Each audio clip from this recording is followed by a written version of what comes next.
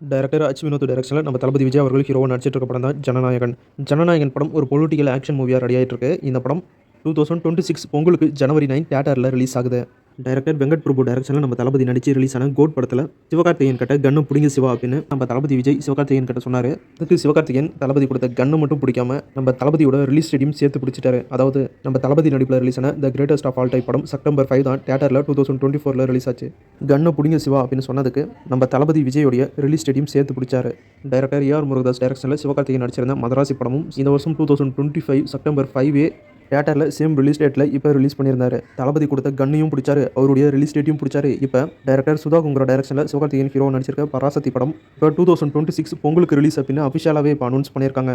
நம்ம தளபதி விஜய் அவர்களுடைய ஜனநாயகன் படம் ஜனவரி 9 தியேட்டரில் ரிலீஸ் ஆகுது. இந்த படம் ரிலீஸ் ஆன 5 நாள் கழிச்சு சிவகார்த்திகேயன் ஹீரோ நடிச்சிருக்க பராசக்தி படம் தியேட்டரில் ரிலீஸ் ஆகும் அப்படின்னு இப்போ அஃபிஷியலாகவே அனௌன்ஸ் பண்ணியிருக்காங்க. பராசக்தி படம் ஜனவரி 14, 2026 தியேட்டரில் ரிலீஸ் ஆகுது. தளபதி கொடுத்த கன்னு பிடிச்சி அவருடைய ரிலீஸ் டேட்டை பிடிச்சி இப்போ சிவகார்த்திகேயனுடைய பராசக்தி படம் நம்ம தளபதியோட ஜனநாயகன் படத்துக்கு போட்டியாக ரிலீஸ் ஆகுது.